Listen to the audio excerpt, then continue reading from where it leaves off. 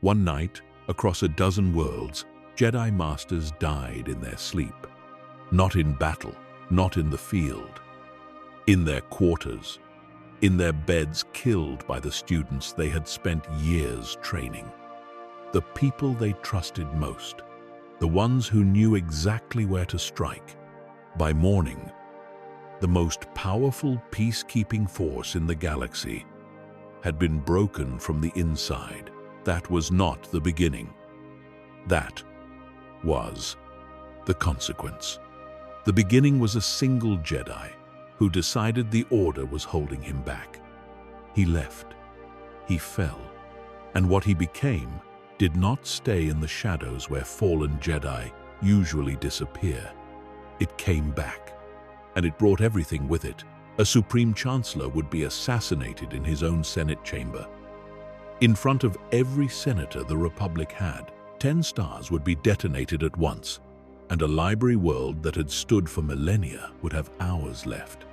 2 of the most gifted Jedi of their generation would end up on the wrong side of the worst war the Republic had faced in 500 years. And the dark side would come closer to winning than it had any right to come. This is the entire Great Sith War timeline. It begins with a name most people have forgotten, Freedon Nad. He was born into the Order the way most Force-sensitive children were identified early. Brought to the temple, trained in the traditions that stretched back thousands of years. By every measure the Jedi used to evaluate their students, Freedon Nad should have become a great knight. His connection to the Force was natural and deep. His technical skills developed quickly. His mind was sharp and hungry for knowledge in the way that the best students always are, pushing the edges of what their teachers were comfortable explaining. His master, a respected Jedi of that era, saw his potential clearly and tried to guide it wisely. The problem was that Nad did not want to be guided. He wanted to be exceptional. There is a kind of ambition that exists even among Jedi, perhaps especially among Jedi, that is difficult to distinguish from virtue until it has already become something else. The desire to understand, to grow stronger, to become more capable of protecting the people who depend on you. These are not wrong desires, but they can become wrong in how they are pursued. And Freedon Nad pursued them in the ways his masters had specifically warned him against. He sought out knowledge the Order had deemed forbidden. He studied techniques that the archives kept locked away. He convinced himself, in the quiet hours of study and meditation, that most Jedi use to find peace, that the restrictions placed on him were not wisdom, they were fear. His masters recognized what was happening. In the careful language that senior Jedi use when they are trying to preserve a student who still has a chance, they counseled him to step back from the path he was walking. They pointed to examples from the Order's long history of what happened to those who pursued power for its own sake. They reminded him that the Force was not a resource to be mined, but a living connection to be maintained. Nad listened. And then he kept doing exactly what he had been doing. The end came in the way these things usually end, not with a dramatic confrontation, but with a quiet, final act of defiance. Nad attempted to take his trials before the Order considered him ready, demanding that the Masters recognize what he already knew about himself. They refused, and rather than accept their judgment, Nad made the choice that would define everything that followed. He left. Not gradually, not reluctantly. He walked away from everything the Order had given him and went looking for something they had refused to provide. The dark side of the Force was not difficult to find for someone who had already spent years studying the paths that led toward it. The Sith teachings that the Jedi kept locked away were not entirely lost. Traces of them survived in tombs and ruins, and the memory of artifacts that the Order had tried to contain. And Nad with the skills and intelligence that the Order had spent years developing in him, knew how to look. What he found in those dark places changed him in the way that the dark side always changes the people who invite it in. The process is not instantaneous, and it is rarely violent. It is more like the gradual replacement of one set of values with another. The things that had made Nad a promising Jedi, his intelligence, his hunger for understanding, his refusal to accept arbitrary limits, remained. But the purposes they served shifted. He was no longer learning to protect. He was learning to rule. By the time Freedon Nad arrived on the planet Onderon, he was already something other than a Jedi. He was a dark side practitioner of considerable power. Trained in techniques the Order had spent centuries trying to suppress, carrying within him the seeds of a tradition that would outlast his own life by thousands of years. Onderon was a world that seemed to invite darkness. It sat deep in the outer rim, wrapped in thick atmosphere and covered in dense jungle ecosystems that had never been fully tamed.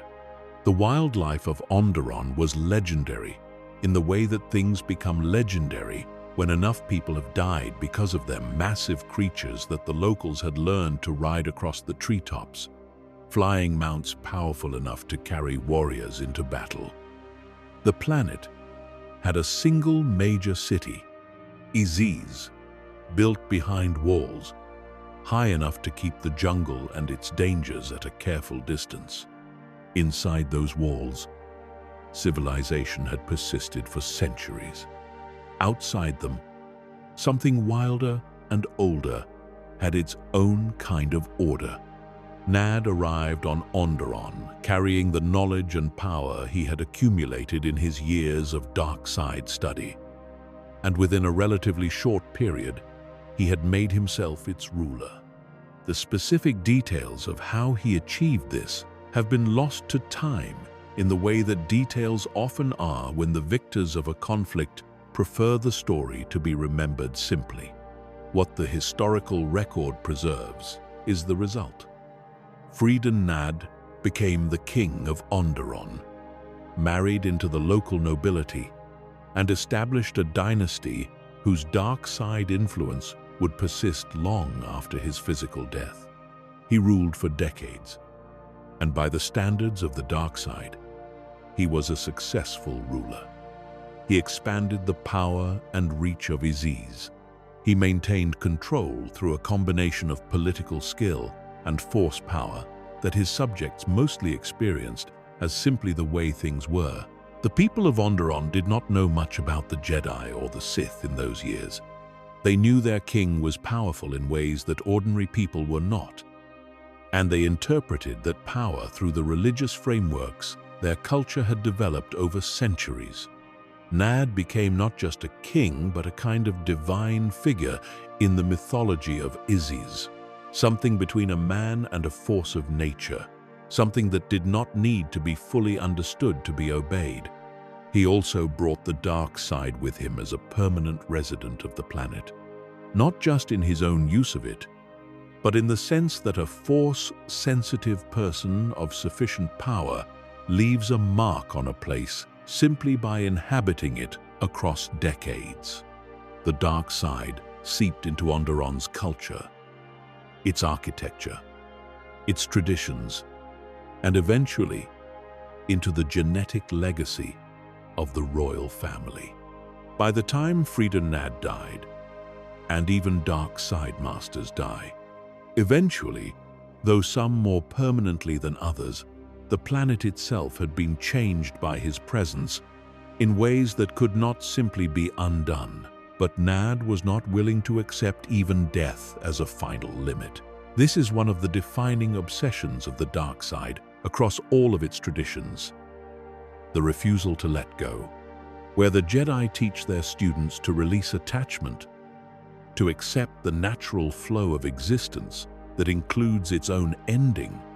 The Sith and their various inheritors spend tremendous effort finding ways around the inevitable conclusion. Some of them succeed, in their own fashion. Freeden Nad succeeded through techniques he had learned in the dark places he had traveled before coming to Onderon. Nad was able to preserve some version of himself beyond the death of his physical body. His spirit did not dissipate into the Force the way the spirits of light side masters do, joining something larger, becoming part of the living flow of energy that connects all things. Instead, it persisted as a distinct and willful presence, tethered to his own tomb and to the bloodline of the dynasty he had established.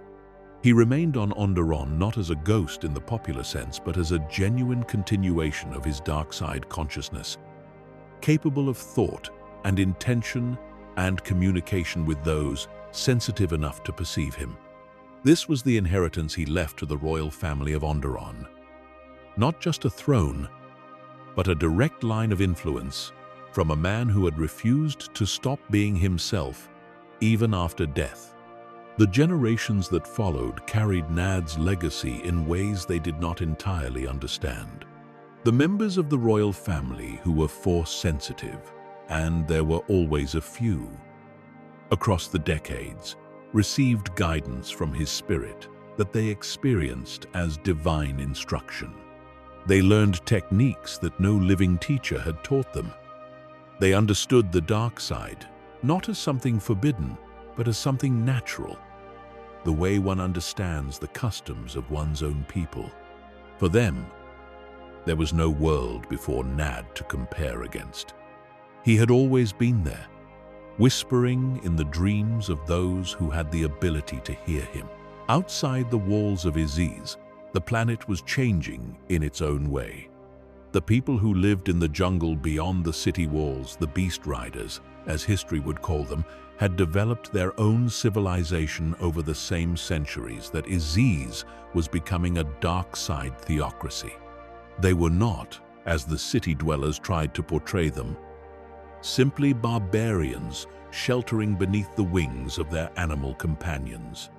They had culture, tradition, community, and a deep relationship with the creatures of Onderon that was in its own way as sophisticated as anything inside the city walls. What they did not have was political power in Aziz, or any particular interest in accepting the authority of a dynasty they had never chosen.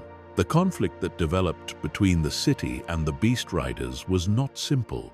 It was not a story of civilization against wilderness, or order against chaos, or light against dark, though the kings and queens of Aziz tried to frame it in exactly those terms. It was a dispute about land and power and the right to define what Onderon was and who it belonged to. The Beast Riders believed they had as much claim to their planet as anyone who lived behind walls. The rulers of Aziz, guided by Freeden Nad's ancient influence, believed otherwise. The Beast Wars, as these conflicts came to be known, stretched across generations. They were not a single event, but an ongoing condition of Onderonian life, periodic eruptions of violence that subsided into uneasy periods of cold tension, then erupted again, when some new incident or new grievance pushed one side past the point of patience. The city's forces had walls and established weaponry, and the dark side power of the royal family. The Beast Riders had mobility, knowledge of the terrain, and the extraordinary creatures that gave them their name, massive flying animals that could carry warriors across the jungle canopy faster than any city patrol could follow. For most of its history, this conflict stayed contained on Onderon itself. The Republic was a long way away, and a war between a walled city and jungle riders on an outer rim world did not register as a priority on the Senate's endless list of concerns. The Jedi were aware of Onderon, the way they were aware of hundreds of worlds with complicated histories, as a place to monitor, a situation to watch, but not an immediate crisis requiring intervention. That changed, slowly. as the dark side influence on Onderon grew strong enough to be felt by those with the sensitivity to perceive it across the distances of space. There is a quality to significant concentrations of dark side energy, a kind of spiritual weight, a heaviness that experienced Force users can sense the way ordinary people sense a storm coming before the clouds appear on the horizon.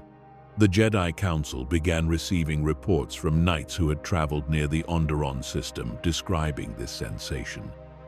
This persistent feeling that something old and powerful was sitting in that part of the galaxy, patient and unconcerned about being noticed.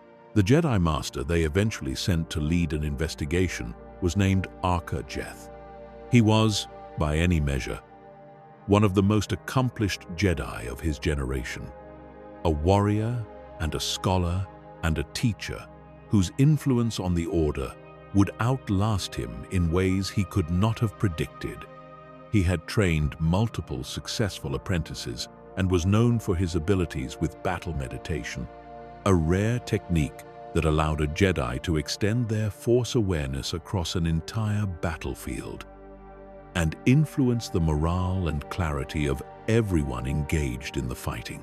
He was the kind of master who produced a specific kind of student, deeply capable, deeply devoted, and carrying within themselves a reflection of their teacher that sometimes became indistinguishable from their own identity. Among those students was Ulic Qel-Droma. The story of Ulic Qel-Droma is, in many ways, the central tragedy of the Great Sith War, more personal than the ambitions of the Dark Lord, who would soon declare himself more human than the political calculations of the coalition that would threaten the Republic, more heartbreaking than any military defeat, because it is the story of someone who was, by every measure the Order used to judge its own, exactly what a Jedi should be: strong in the Force, skilled in combat, compassionate in his application of that strength, genuinely committed to the ideals that the Order represented. If you had asked the masters of that era which of their students was most likely to represent the best of what the Jedi could be, many of them would have said Ulic without hesitation.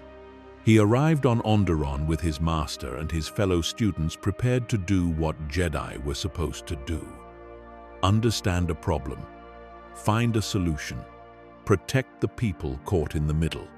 He was not naive about the dangers. He knew the dark side was present on this world in some form. But he had trained under one of the greatest Jedi Masters alive. And he had faith, the kind of faith that experience had not yet had the opportunity to complicate. That skill and intention and the will of the Force would be sufficient.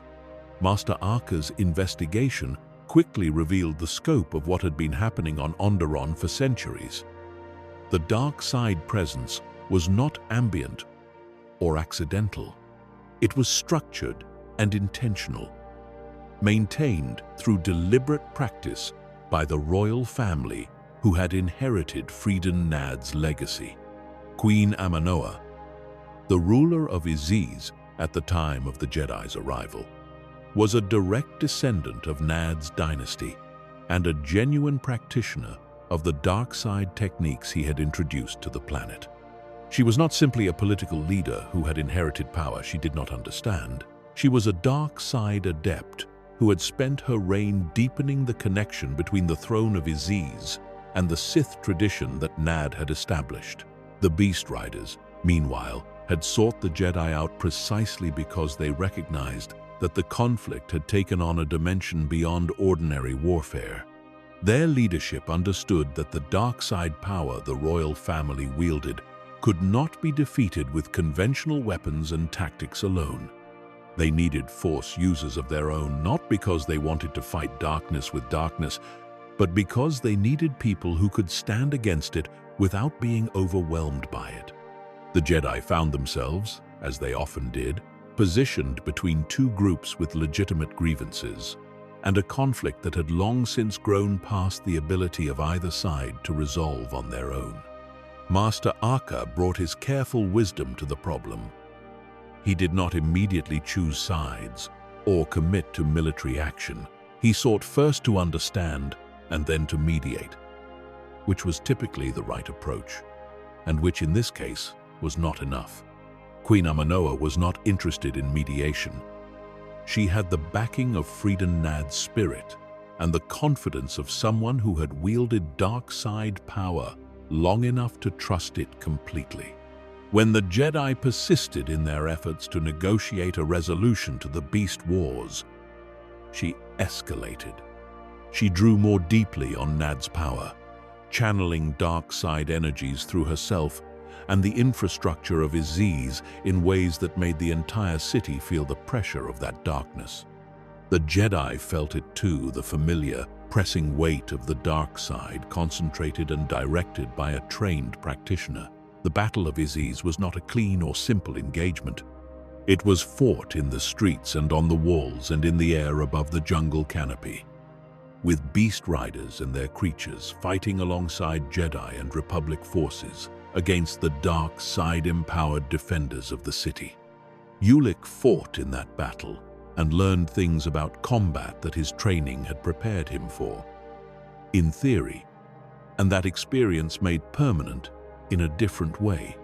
He saw how dark side power functioned in practice, how it drew on emotion and desperation and the willingness to inflict harm, and how those qualities made it genuinely dangerous rather than simply forbidden.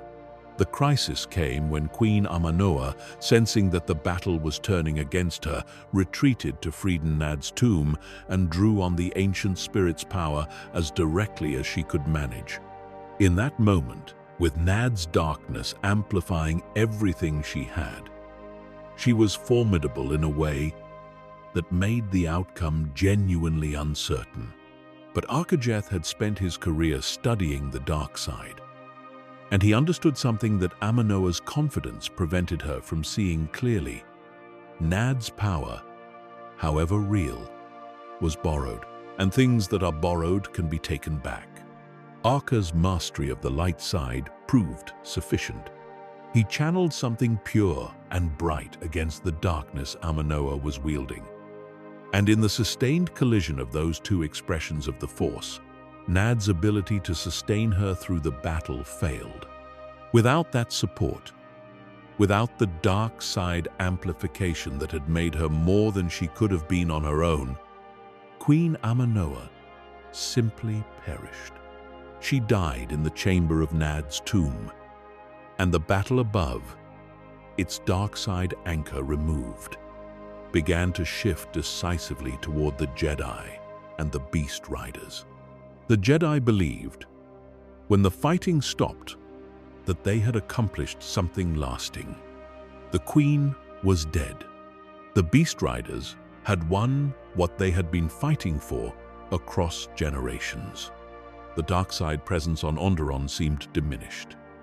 Master Arka ordered Freedom Nad's remains relocated to the nearby moon of Dixun, where a specially constructed tomb of Mandalorian iron, a material the Jedi had found could contain dark side energies, was prepared to house them.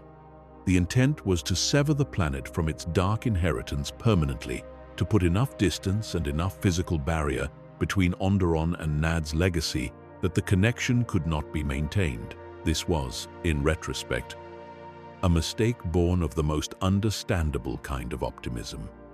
The Jedi had won a battle and interpreted it as a resolution.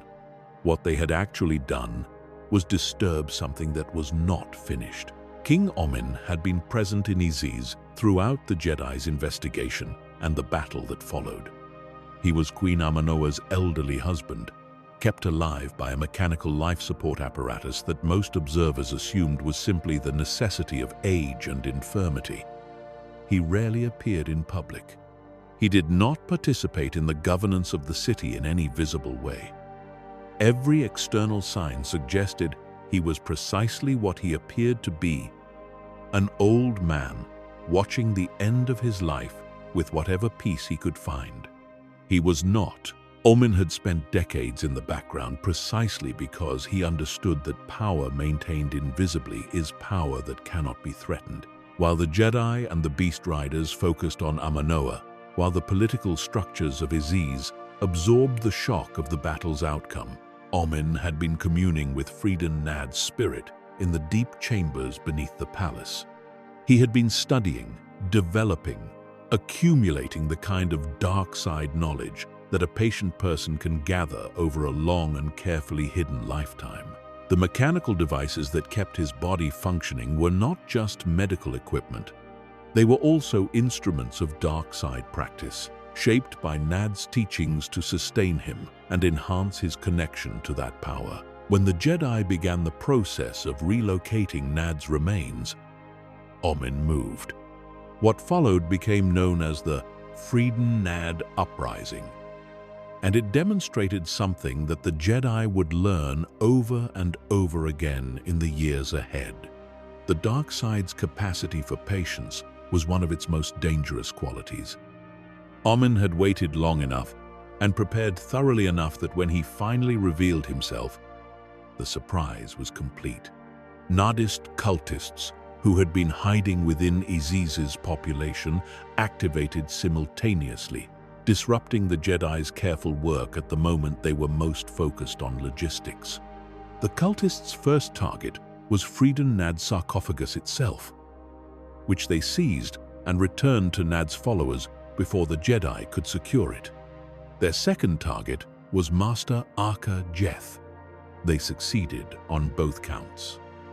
Arca was taken prisoner by Omin's forces and brought before the aged king in the chambers beneath the palace, where Nad's spirit moved freely and the dark side was concentrated enough to make even experienced Jedi uncomfortable.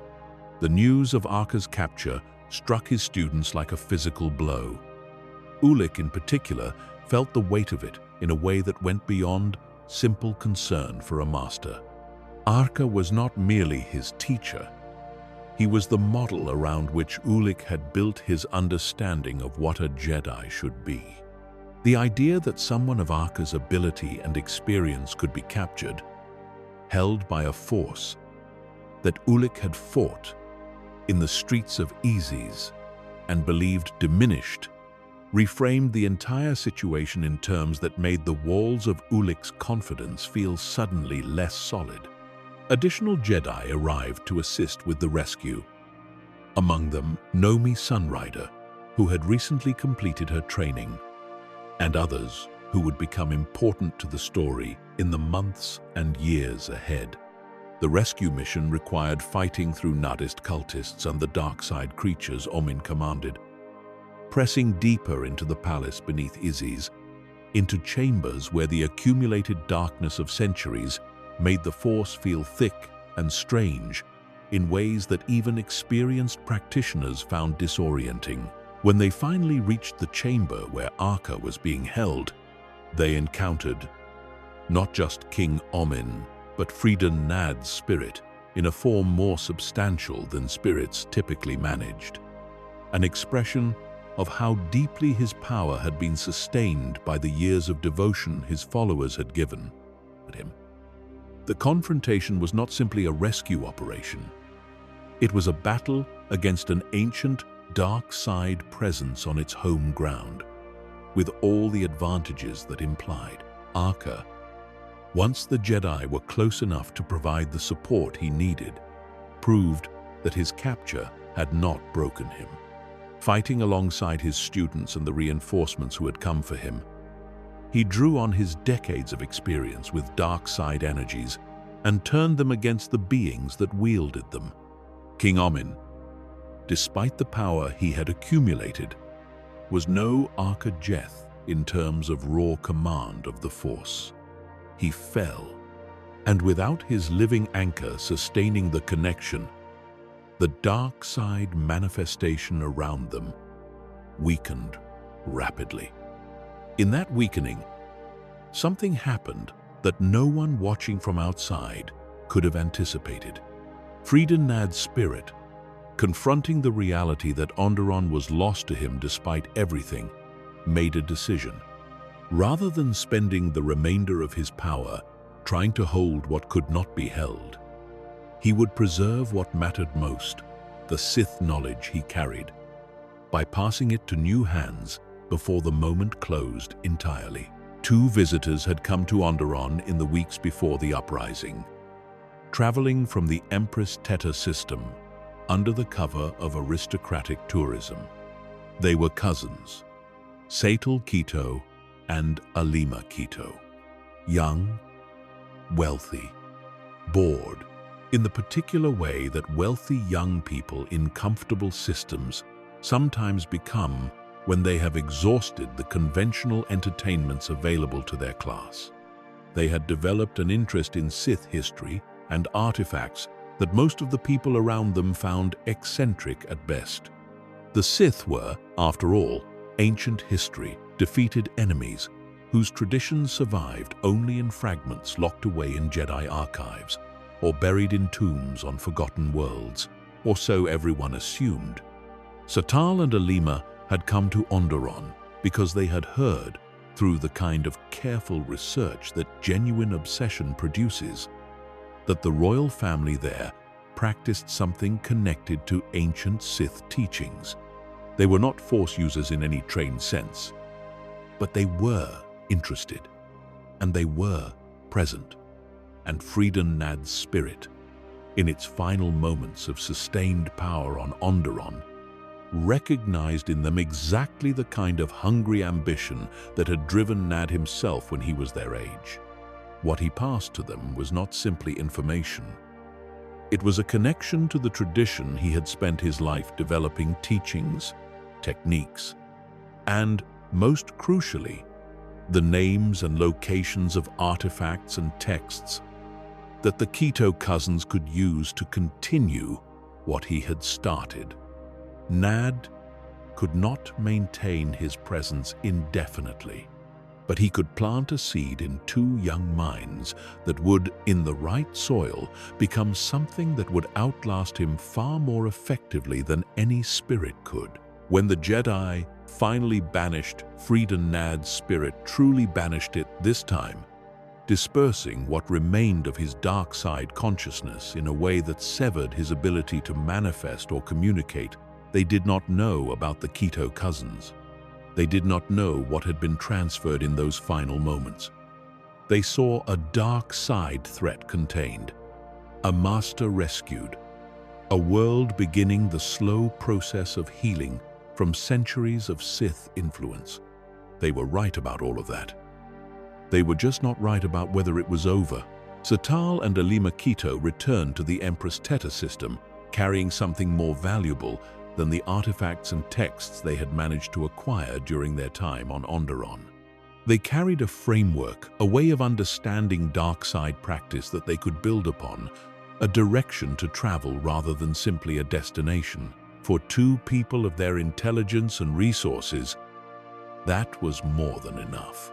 The Empress Teta system was one of the wealthier and more politically established regions of the Republic, a cluster of 7 inhabited worlds whose collective prosperity had made their ruling families significant players in galactic politics for generations. The Keto family sat at the top of that political structure, which meant that Satal and Alima had access to resources that most people pursuing forbidden knowledge did not. They had money, they had staff, they had the ability to acquire things and have them transported discreetly without anyone asking questions that might reach the wrong ears. They used all of that. In the months following their return from Onderon, the cousins threw themselves into the study of everything Nad had pointed them toward with an intensity that bordered on obsession. They acquired Sith texts from sources that should not have had them. They practiced techniques the Jedi had spent centuries suppressing, with varying degrees of immediate success and significant enthusiasm for improvement. They built, in the privacy of their family's considerable resources, something that had not existed in the Empress Teta system before. A genuine Sith tradition, however incomplete and self-taught in its initial form. They called it the Krath. The name carried a theatrical weight that the cousins appreciated, though their reasons for choosing it were less important than what it represented. The Krath was not, initially, a military organization or a political movement. It wore religious clothing, because in the Empress Teta system, where the Keto family's social position gave the cousins access to large numbers of people accustomed to following their lead, religious framing was the most effective way to introduce ideas that might otherwise have encountered resistance. The Krath gathered followers gradually. Those who showed sensitivity to the Force were given particular attention. Those who showed ambition and willingness to act were cultivated carefully. And through it all, the cousins continued to change. The dark side is not a fixed quantity. It grows in those who practice it, deepening and expanding in ways that are difficult to predict and impossible to fully control. Seytal and Alima found themselves becoming more capable, but also more certain of their right to use that capability however they chose. The moral frameworks they had grown up with, the expectations of their family and their class and their culture began to feel like clothes worn by someone else. Technically still their possessions, but no longer quite fitting. The first people to fully understand how dangerous the Krath had become were the members of the Keto family's own ruling circle. Not because they were told, but because they were shown. Seytal and Alima killed their parents. This is stated plainly in the historical record, and it deserves to be understood plainly rather than explained away. The cousins were not acting in self-defense. They were not responding to a threat. They looked at the people who had given them their position in the galaxy, who had provided the resources that made all of their studying and preparation possible. And they decided that those people were no longer necessary. They were obstacles to what came next, holders of power that the Krath needed, and that inheritance would eventually provide, but that waiting for was inconvenient. So they acted. And the rest of the Keto family's ruling council died in the same period, in the same coordinated action, in the same demonstration of what happens when dark side practitioners decide to stop being subtle. In a single series of violent acts, Seytal and Alima transformed themselves from wealthy aristocrats with an unusual hobby into the rulers of 7 worlds. The Empress Teta system, which had been part of the Republic's stable political landscape for generations, became something else entirely. The center of what the Krath called their Holy Crusade, a dark side theocracy that imposed Sith-influenced governance on millions of citizens who had not been asked for their opinion on the matter. The Krath combined ancient Sith sorcery with modern military technology, creating a threat unlike anything the Republic had faced since the Great Hyperspace War. Republic garrisons throughout the Teton system came under immediate attack as Krath forces moved to consolidate their control. Alima Keto, in particular, had developed her dark side skills to a point where she could use Sith illusion and manipulation techniques in military contexts with devastating effectiveness. At the Battle of Sinagar, Republic commanders found themselves unable to trust their own perceptions. Ships appeared where none existed. Threats materialized in empty space. Friendly fire incidents multiplied as Krath influence created confusion that no amount of tactical training had prepared Republic officers to handle. The Republic's response was slow, as the Republic's responses tended to be. 7 worlds, even wealthy and strategically important ones, were still only 7 worlds in a galaxy of millions, and the Senate's processes for recognizing and responding to internal crises had never been designed for speed.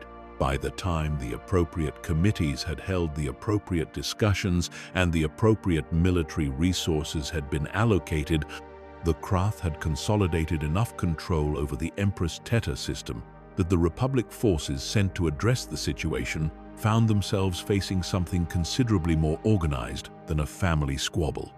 The relief fleet, sent to restore order, suffered heavy casualties not primarily from direct combat, but from the psychological and perceptual disruption that Alima's techniques introduced. Republic commanders found themselves questioning the reality of what they were seeing, caught between the need to act and the terrifying possibility that acting on what they believed they were seeing might mean attacking allies or empty space, while the real danger approached from an entirely different direction. This was the galaxy into which Nomi Sunrider had only recently emerged as a fully trained Jedi Knight. Her path to the Order had been unlike most. She had not been identified as a child and brought to a temple to begin training at the age when most Jedi learned to feel the Force. She had come to it through loss, which is perhaps the most human way of coming to anything profound. Her husband, Andor Sunrider, had been a Jedi himself, a capable knight transporting artifacts for the Order when he was killed by a criminal organization that wanted what he was carrying. Nomi was with him when it happened. She had their young daughter with her, and in the immediate aftermath of watching her husband die, with their daughter to protect, and a lightsaber that Andor had been carrying suddenly in her hands, for reasons she could not have explained rationally, she did something that her formal training had never taught her to do. She fought. She won that fight not through skill, which she did not yet have, but through something the Force provided in moments of desperate necessity.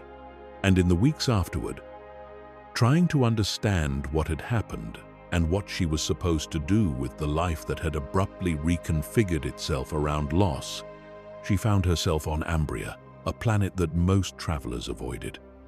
A world with a dark side reputation that made it the kind of place that people with good sense did not linger. The Jedi Master who lived on Ambria was named Thon. He was ancient in the way that certain Jedi become ancient, not just old in years, but somehow outside the normal relationship with time that most living beings maintain. Shaped by experiences spread across so many decades, that the being who had lived through all of them was not quite the same kind of thing as someone still accumulating them. He had accomplished something on Ambria that most Jedi considered either impossible or simply not worth attempting. He had taken a world that dark side energies had rendered nearly uninhabitable for Force sensitive beings, and through decades of patient meditation and careful application of light side techniques, he had contained that darkness, not eliminated it. The dark side on Ambria was still there, concentrated in one terrible patch of ground that even experienced Jedi felt a physical reluctance to approach, but contained, managed, prevented from spreading into the rest of the planet. This was Thon's contribution to the galaxy's understanding of how to fight the dark side. Not with fire, not with the dramatic engagements and decisive victories that history tended to remember, but with the slow, patient work of containment, of showing that darkness did not have to be destroyed to be rendered harmless. That sometimes the most powerful thing a Jedi could do was simply sit very still and not let it move. When Nomi arrived on Ambria, Thon recognized immediately what he was looking at. Not just a widow in crisis, not just a civilian who had accidentally wielded a lightsaber and survived. He recognized potential of an unusual kind, a natural connection to the Force that had developed outside the Order's careful cultivation, shaped by grief and necessity into something with its own particular quality. And he recognized something else. Nomi Sunrider had a gift for battle meditation. Battle meditation was a rare ability. Most Jedi never developed it, and those who did often found it difficult to apply at scale, requiring the concentration of a full meditation session at a time when battles rarely allowed for stillness.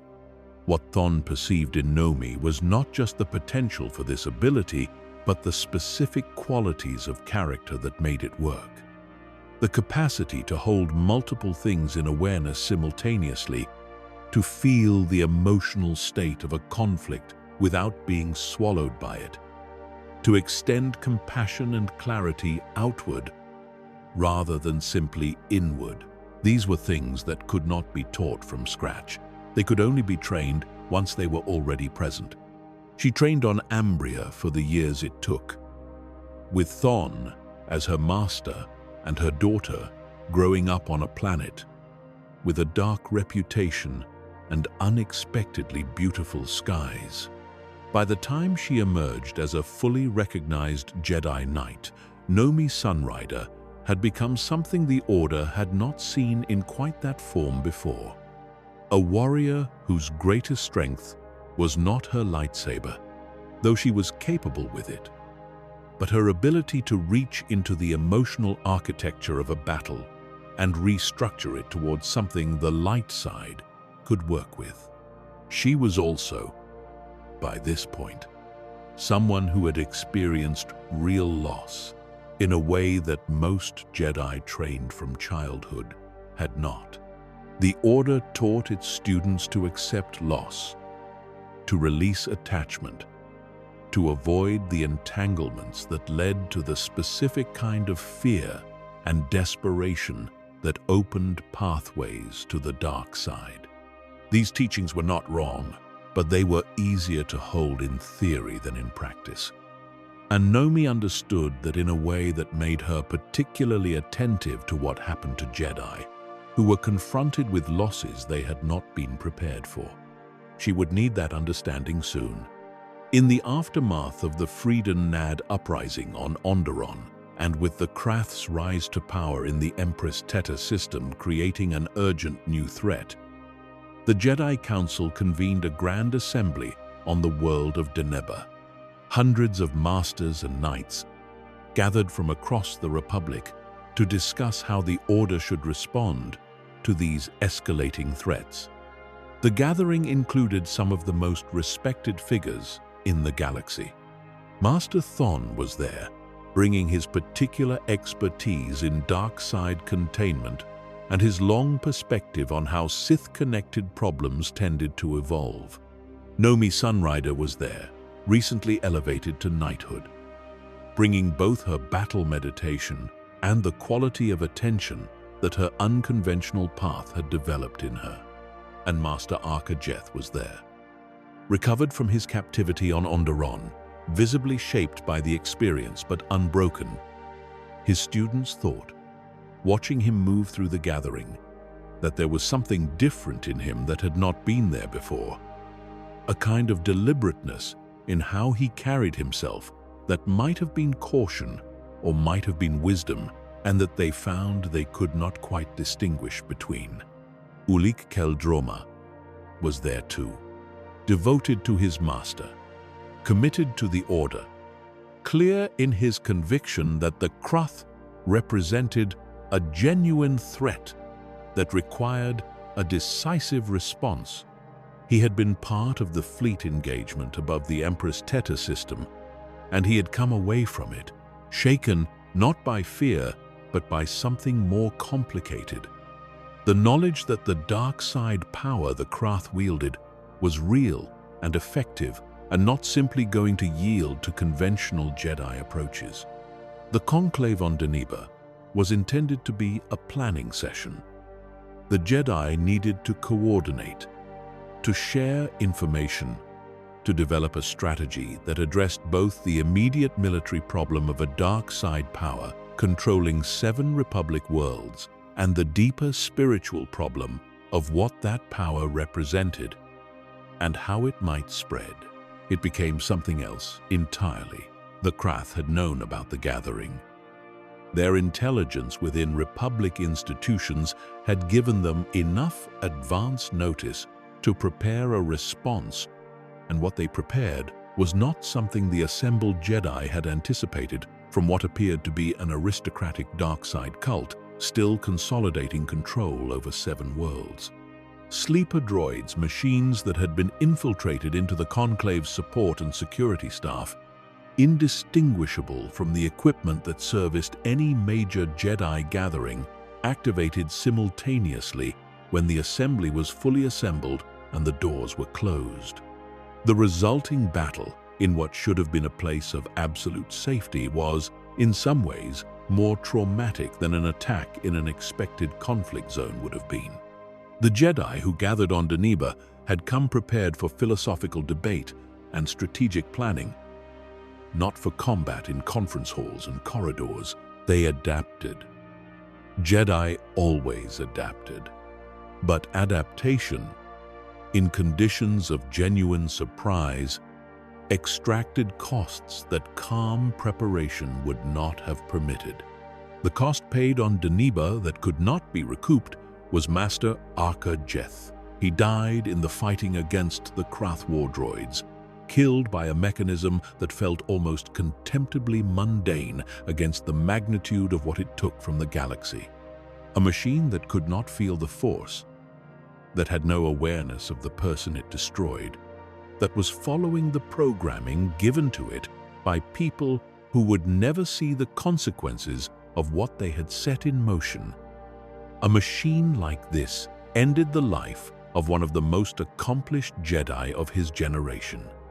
Ulic Qel-Droma was close enough to feel the moment when his master's presence in the Force simply disappeared.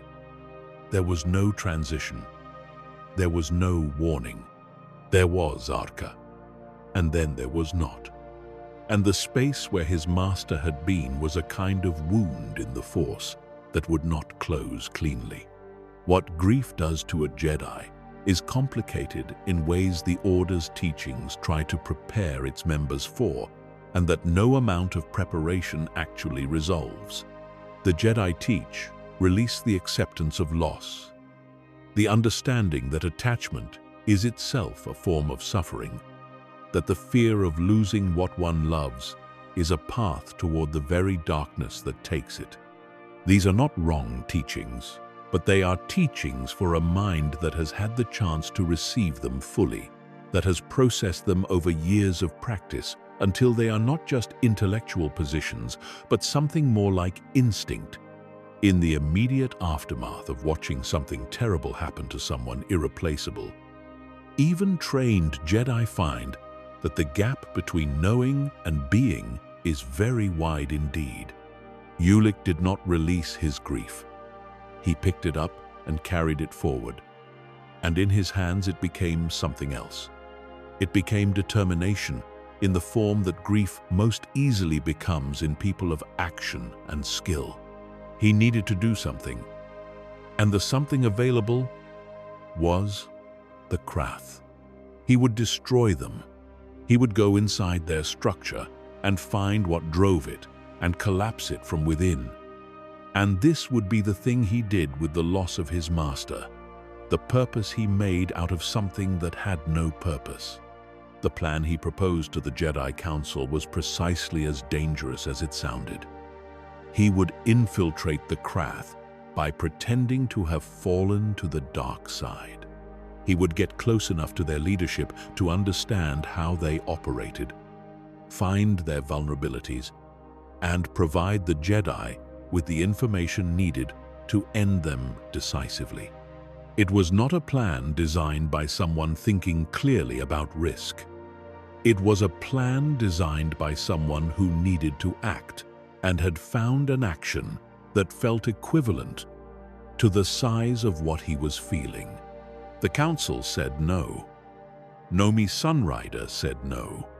His brother Kay, who knew him better than almost anyone, said no.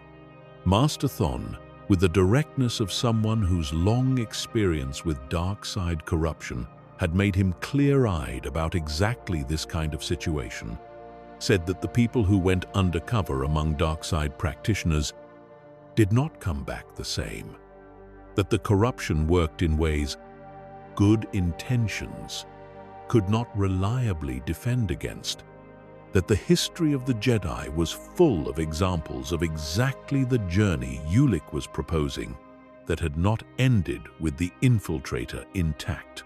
Ulick heard all of it. He understood the objections. He recognized, in the abstract way that people recognize things they have already decided to disregard, that the people warning him were not warning him without reason. Then he went to the Empress Tata system and presented himself to the Krath as a man who had turned away from the Jedi. On the other side of the galaxy, in a part of the story that would not intersect with Ulick's for some time yet, a completely different kind of storm was building around a completely different kind of person. Exar Kun had been a Jedi long enough to understand everything the Order had to offer him, and he had decided it was not enough. His master was a respected and capable Jedi named Vodo Siosk Bas, an unusual being, a Krevaki scholar who played a stringed instrument in his private hours and understood his students' brilliance more clearly than most would have managed. The relationship between them had the quality that the best master-apprentice pairings sometimes develop, a genuine mutual regard that made the inevitable failure more painful than a purely transactional arrangement would have been. Vodo saw in Kun something extraordinary, and he was not wrong about that. What he could not see clearly enough, in time to matter, was the specific way that extraordinary things can be dangerous. Kun had become obsessed with Sith artifacts and ancient dark side techniques while still formally a Jedi. He had done so carefully enough, initially, that his studies looked more like scholarly curiosity than genuine dark side engagement. The Order had a long tradition of studying dangerous things in order to understand how to counter them, and Kun's early work fit within that tradition just closely enough to avoid decisive intervention. But what changed, as the months became years, was the degree of access he began seeking. He was no longer satisfied with fragments and references and the carefully managed portions of Sith knowledge the archives made available to researchers. He wanted the primary sources.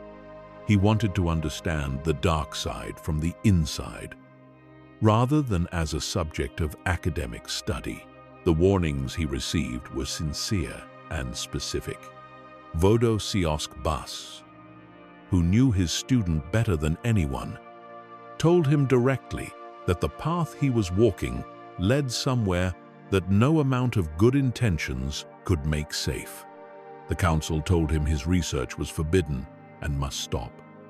Senior masters who had spent their careers studying exactly what Kun was beginning to explore told him, from experience, what the likely outcome would be.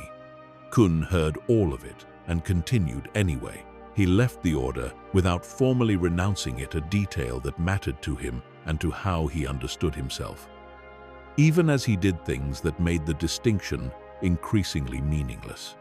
He traveled to Dixun, the jungle moon of Onderon, where Freeden Nad's tomb had been relocated after the uprising.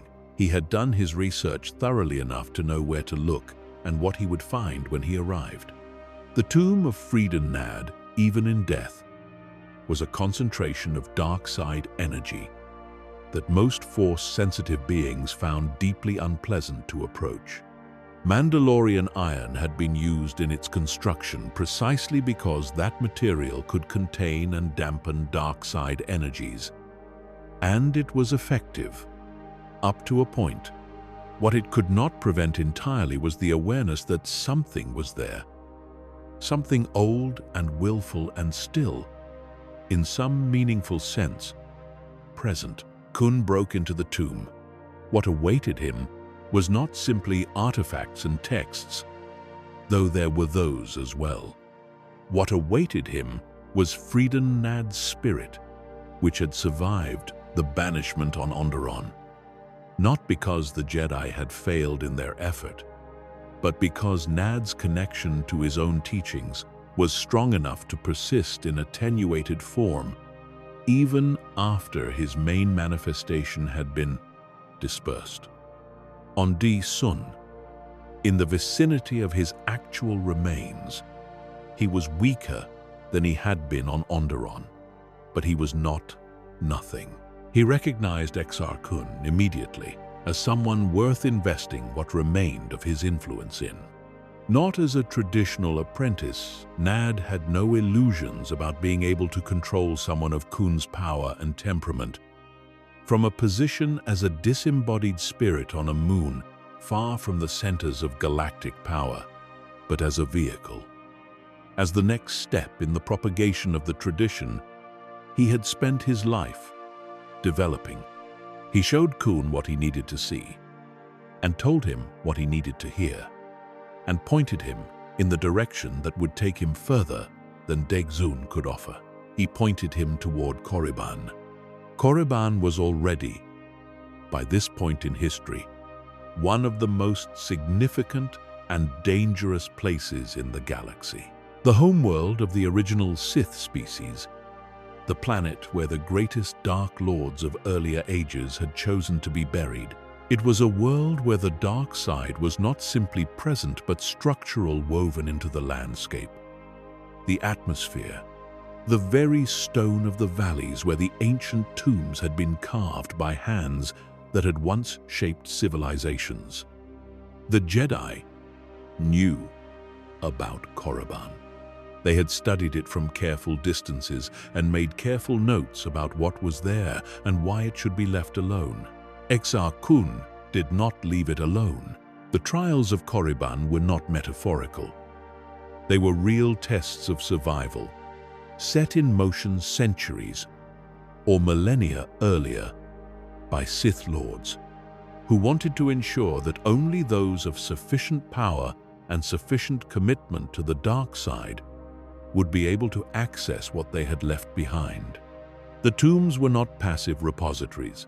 They were active environments, shaped by dark side energies and by the spirits that still moved within them, testing anyone who entered for the qualities the ancient Sith had valued most.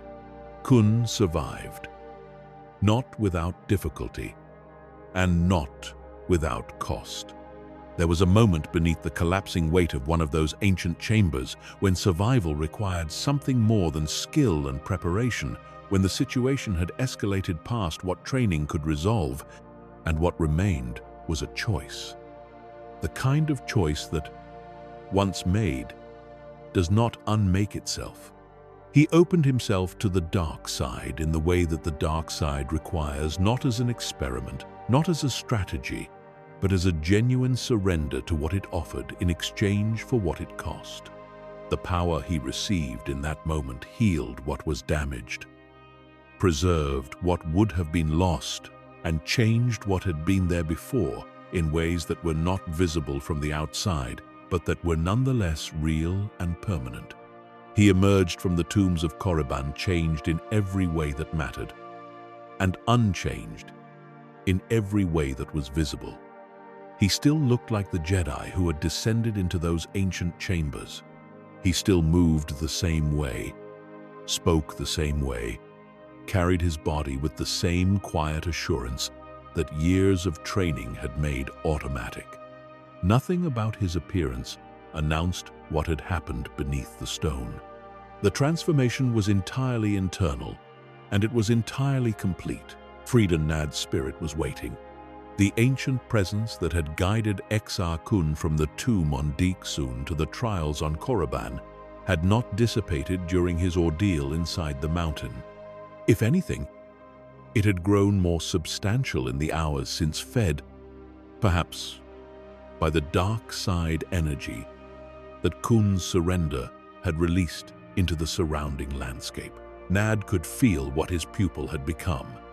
He could feel the difference between the man who had descended into those tombs, still holding the last threads of his Jedi identity, and the man who had come back out with those threads cut, he could also feel, with a clarity that came from centuries of accumulated dark side perception, that the man who had come back out was no longer interested in being taught.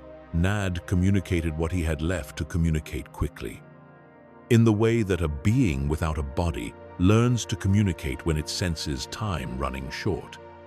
He told Kun about Yavin 4, about what waited there, the temples that Naga Sado had built in his own exile, the artifacts and knowledge stored in those ancient structures, the concentrated dark side energy that had been accumulating undisturbed for centuries.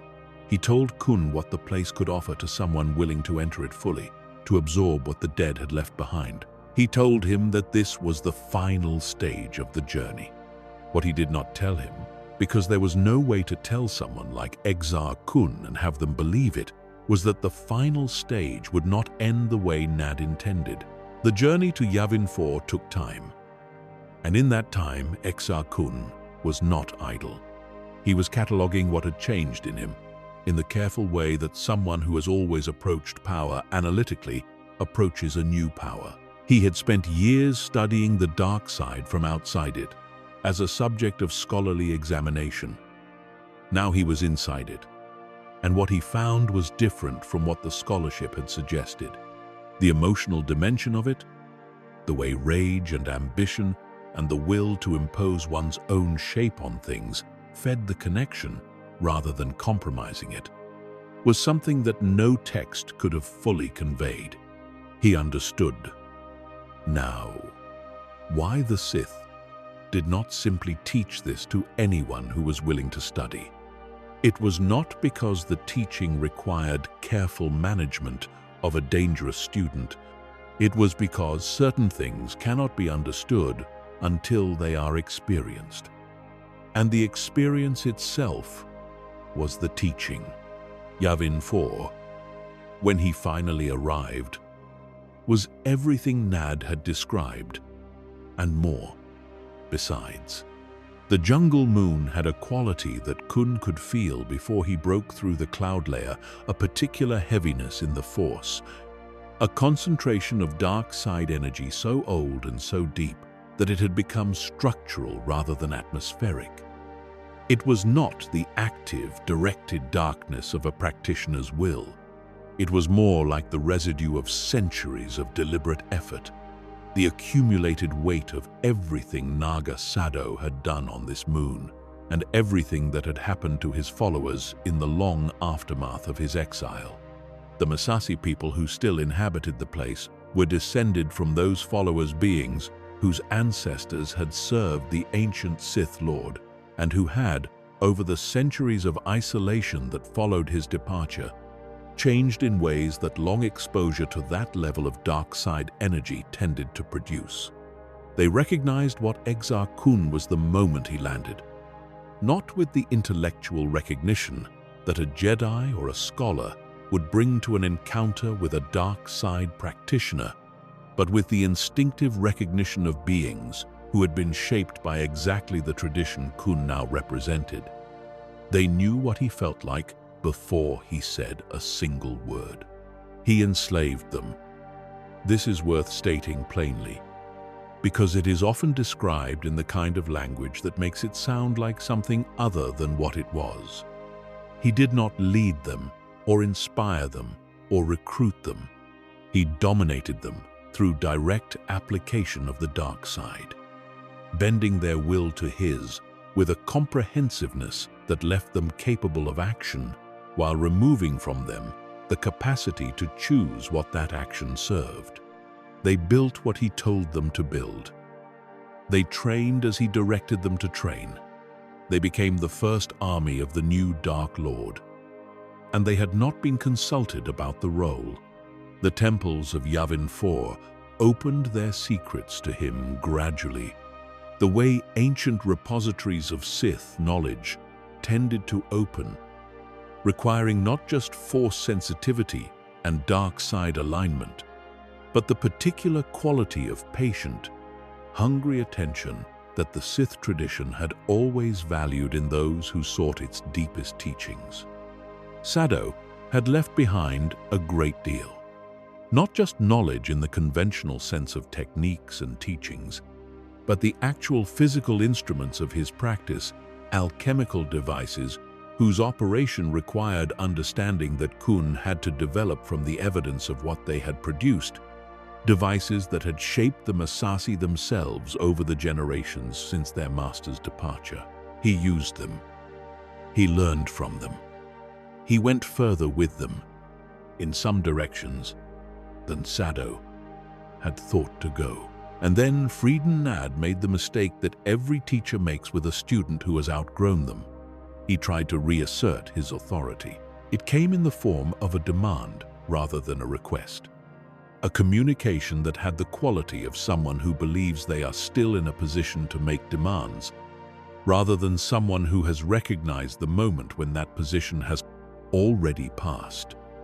Nad's spirit, which had maintained its coherent form through sheer dark side will across decades and distances, and the dispersal on Onderon, summoned the remnants of what authority it still possessed, and told Exar Kun what the next step was, what his role in the tradition was, what Nad expected of the student he had guided across half the galaxy. Kun listened with the patience of someone who has already decided what they are going to do.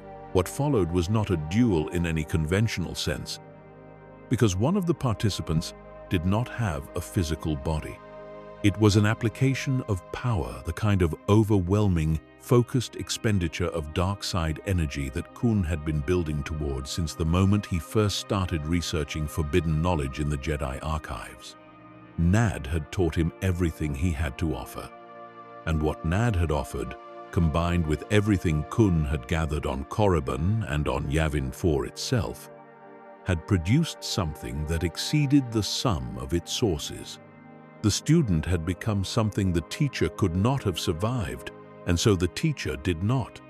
Freeden Nad's spirit, which had refused death once and survived a Jedi banishment, and continued its existence through the devotion of followers and the specific conditions of D. Exun's dark side concentration, encountered something on Yavin 4 that could not be survived a second time. Exar Kun did not simply resist him or push him away. He unmade him.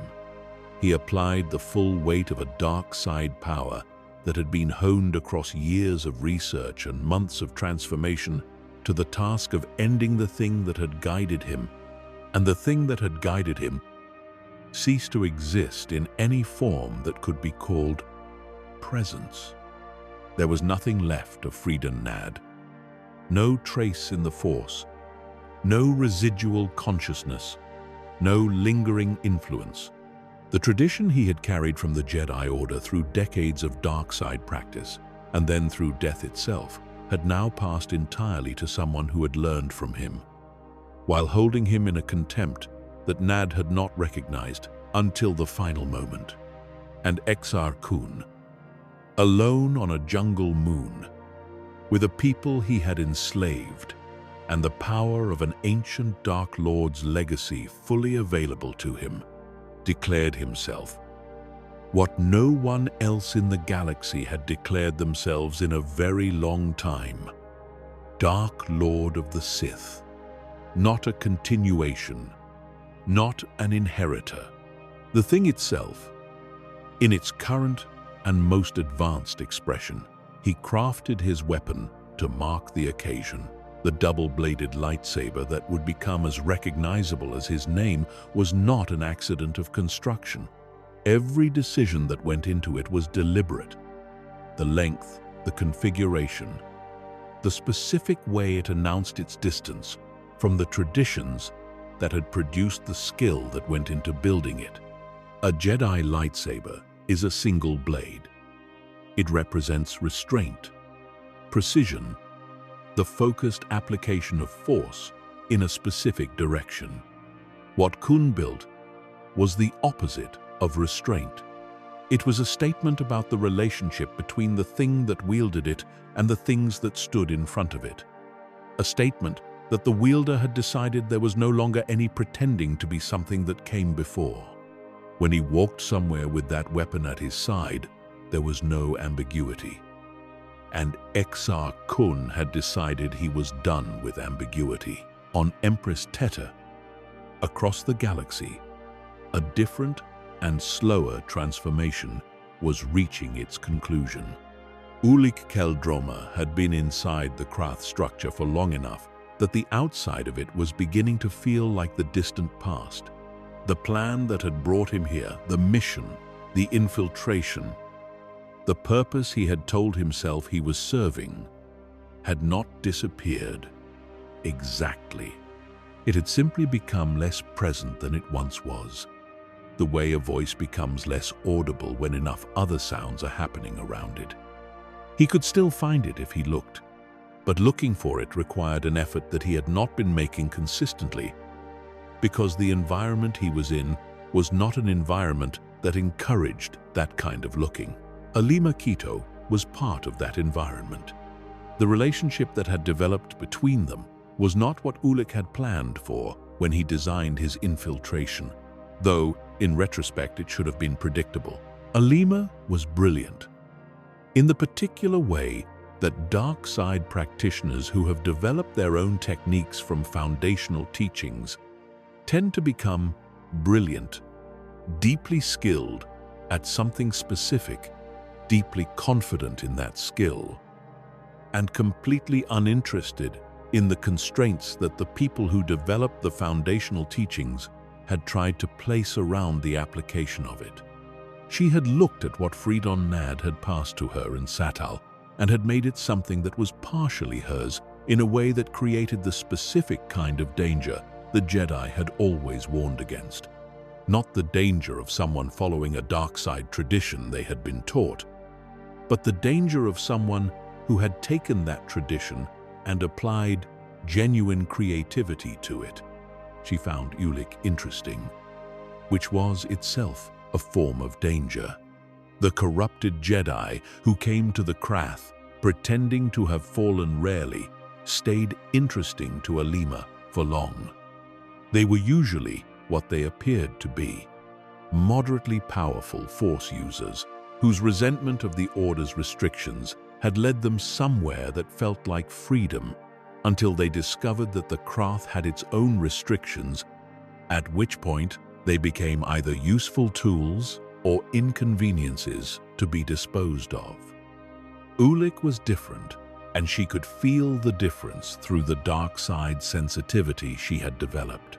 There was something underneath the performance of a fallen Jedi that was more substantial than the performance, something that would take real work to reshape, but that, once reshaped, would be considerably more valuable than what the Krath had previously attracted. Satal Keto saw the same thing in different terms.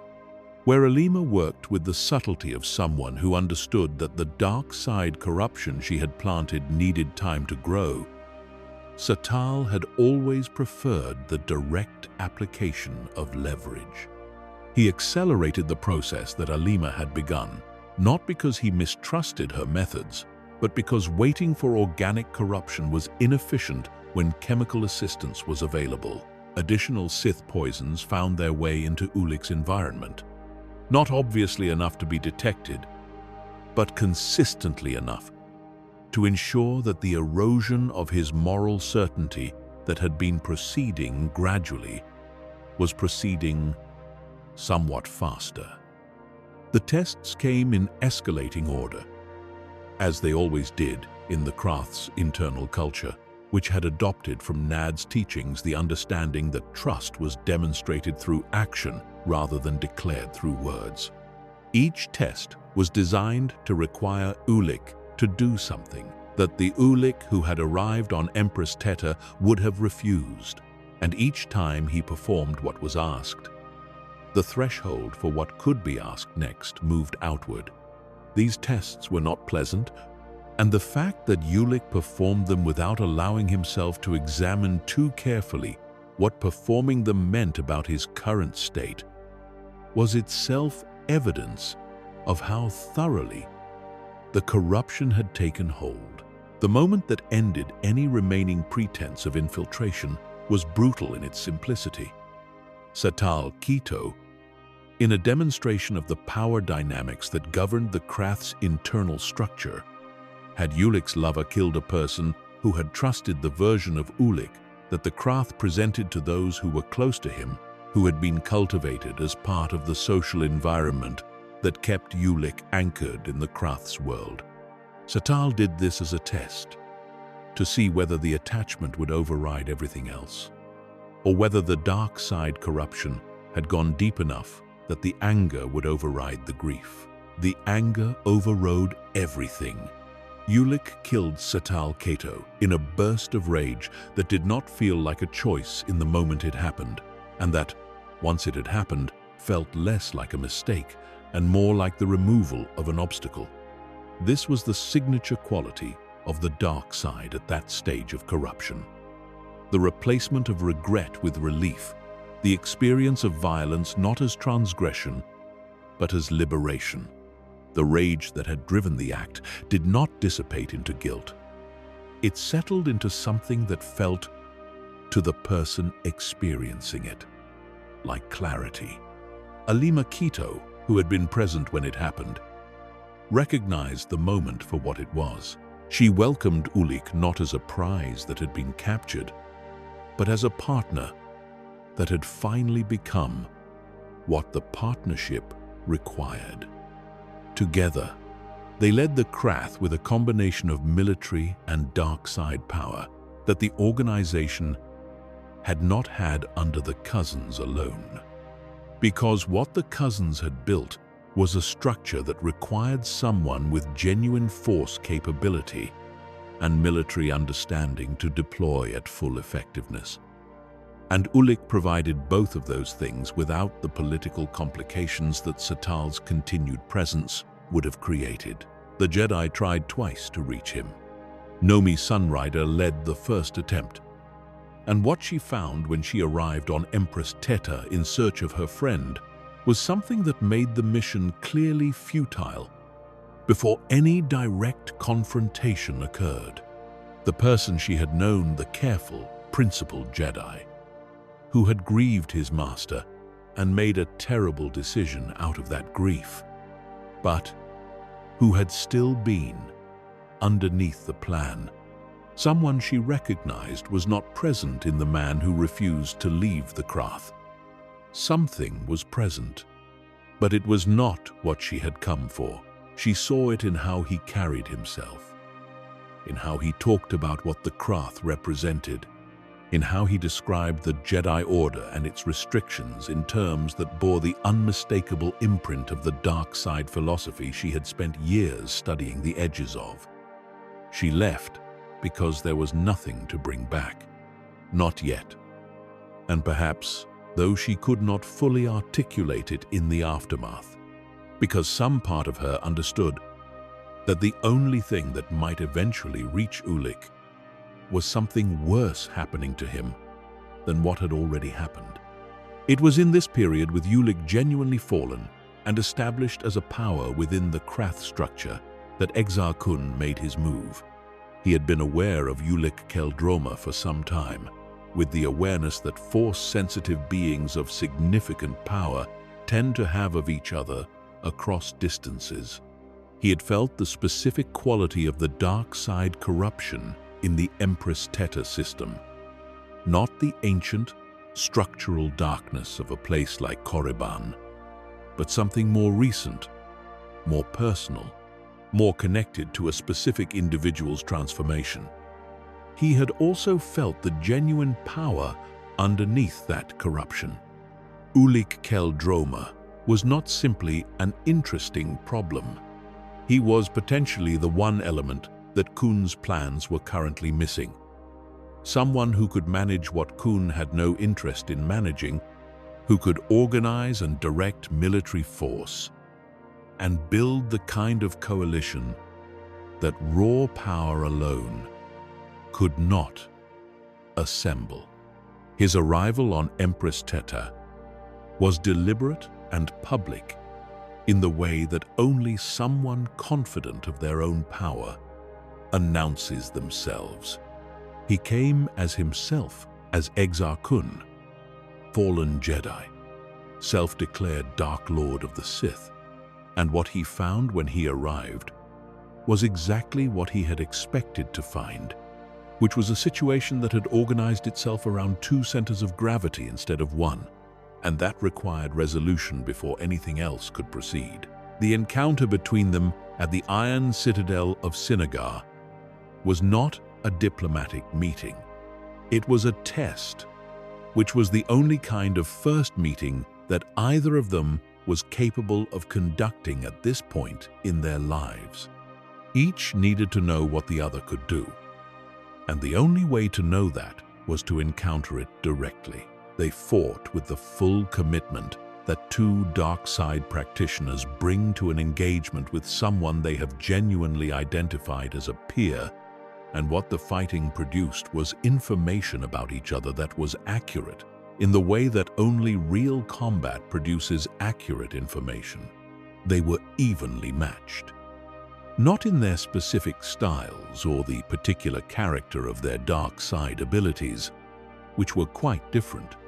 Kun's power was primarily mystical and offensive, rooted in the ancient Sith techniques he had spent years studying and months absorbing at full depth, while Ulic's strength was more directly physical and tactical, the product of years of Jedi combat training now freed from the ethical constraints that had previously shaped its application. But in the aggregate, in the measure of what each could bring to a genuine confrontation, they were equal in a way that made the continuation of their duel toward either of their deaths pointless. What happened next was something neither of them had fully anticipated. The spirit of Marka Ragnos, the Sith Lord whose death nearly 1,500 years earlier had precipitated the Great Hyperspace War, manifested before them both. Not as a vague presence or an atmospheric influence, but as a genuine spiritual manifestation, a form composed of dark side energy, so concentrated and so ancient that it had an almost physical reality in the space between them.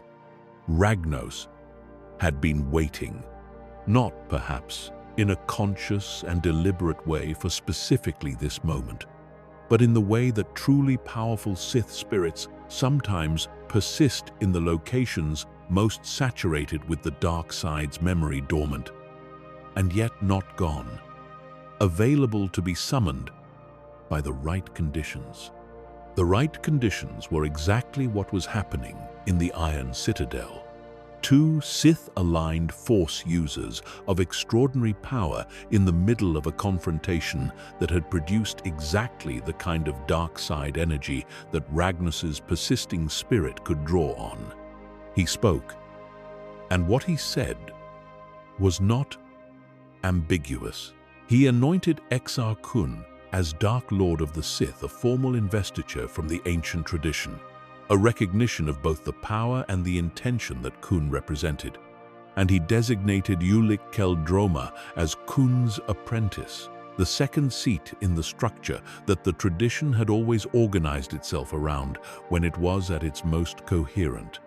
To mark the relationship, Ragnos traced a symbol on Ulic's forehead, a Sith tattoo that would remain visible for the rest of his life, a mark that meant something in the tradition they were both now fully committed to, a sign that said that what had happened in this place was recognized by powers older than either of them. What Ragnos was doing, understood from the perspective of history, was recognizing something the dark side itself had produced rather than directing it.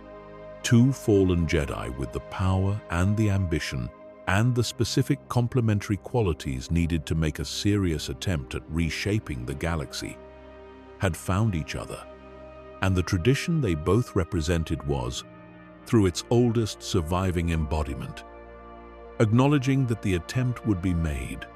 The Brotherhood of the Sith was born in that chamber, between two people who had entered it as potential enemies and left it as something considerably more dangerous than either had been alone.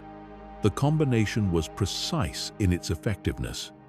Kun brought the ancient knowledge and the mystical power, centuries of accumulated Sith technique that had never been widely available, abilities that the Jedi archives had tried to suppress and that he had gathered through years of deliberate effort. Ulic brought the organizational intelligence and the military credibility, a Republic-trained strategist who understood how the systems he intended to attack actually functioned, who knew what their vulnerabilities were and how to build the kind of coalition that could exploit those vulnerabilities at scale. What they still needed was a military force of sufficient scale to match their ambitions. The Krath provided something, and the Massassi warriors Kun had built on Yavin 4 provided more. But for the campaign, they were planning the coordinated, multi-front assault on the Republic that would not give the Senate time to organize a coherent response before the damage was already irreversible. They needed more than what they had.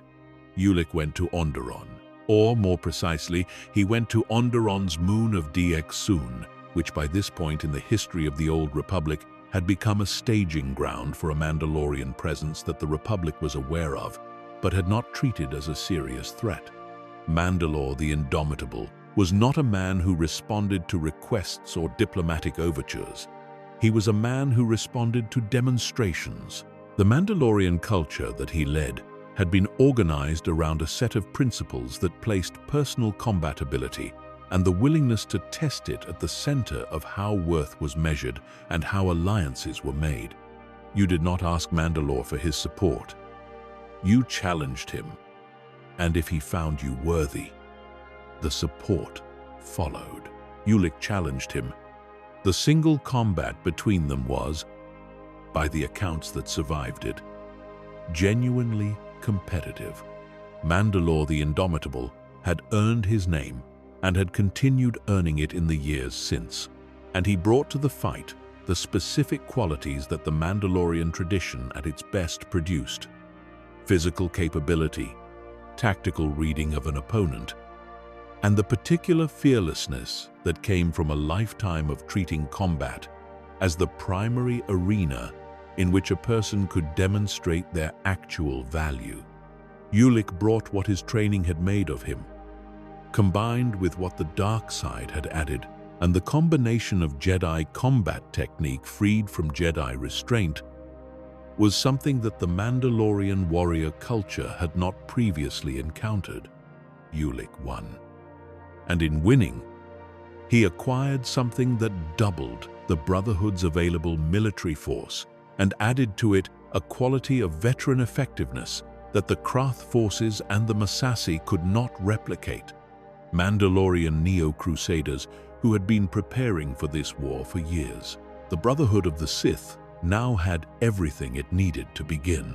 What followed was the kind of campaign that history struggled to capture accurately, because its coordination was precise enough that its full scale was not immediately apparent to those who were experiencing its individual components.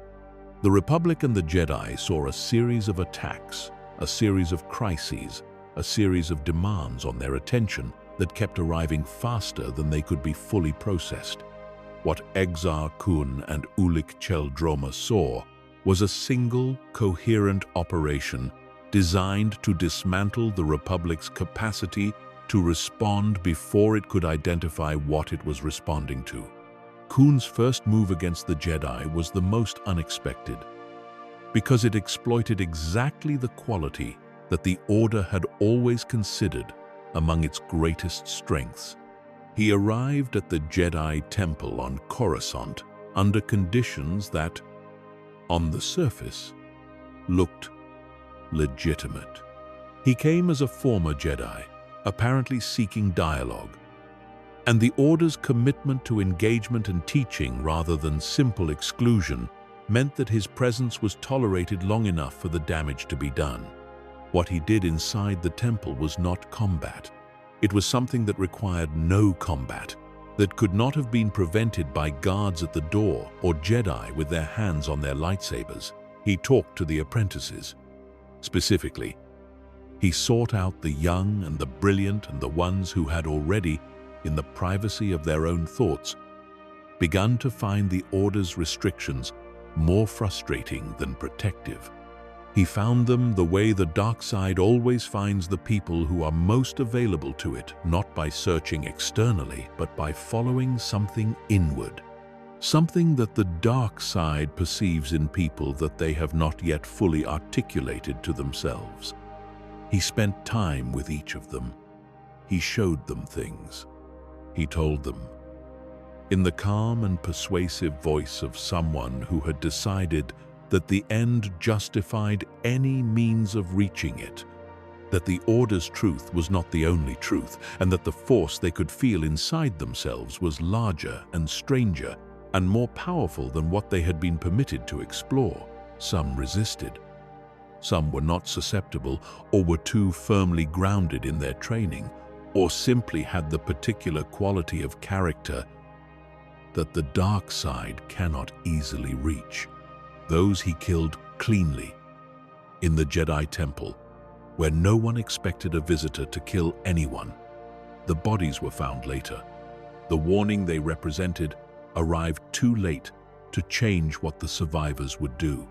Those who listened to him, and there were many, enough to constitute the most devastating internal attack the Jedi Order had faced in generations, received teachings that night.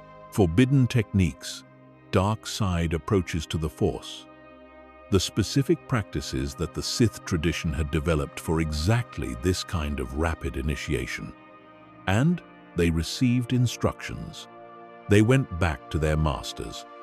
They slept in their assigned quarters and completed their assigned duties and appeared to everyone around them to be exactly what they had been before the conversation with Exar Kun. Then, on a night that Kun designated through the dark side connection he had established with each of them simultaneously, they acted on what they had been told to do. Jedi Masters died in their sleep across a dozen installations.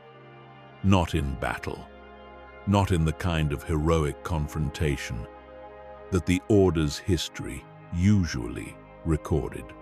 They died because the people they had trusted most had been turned against them, because the bonds of teaching and loyalty and shared purpose that the Order relied on had been identified as vulnerabilities and exploited with a precision that the Jedi had not believed was possible from within. The impact on the Order was not just the loss of the Masters who were killed, though that loss was severe enough on its own. The impact was the question that the attack created in every Jedi who survived it. Who was still who they appeared to be, and who was someone different underneath? The Order had always understood itself as a community of trust.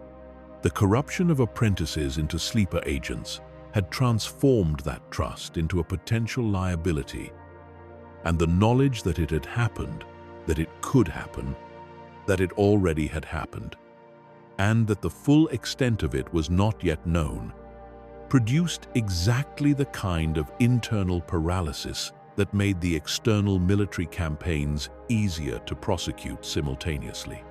While the Jedi struggled to determine who remained loyal, Ulic Qel-Droma led the Brotherhood's most audacious military strike. The assault on Coruscant was not, in strategic terms, expected to succeed in capturing the planet. The Republic's capital was defended by layers of military infrastructure that even the combined forces of the Brotherhood, the Krath, and the Mandalorians could not overcome in a single assault. What it was designed to do was demonstrate something: that the Republic's most protected world, the place that had always stood as proof of the Republic's permanence, could be reached, that the Senate building could be penetrated, that nowhere was actually safe. Ulic led Mandalorian and Krath forces through the planetary defense systems with the tactical precision of someone who had spent years in the Republic military and understood exactly where the gaps would be.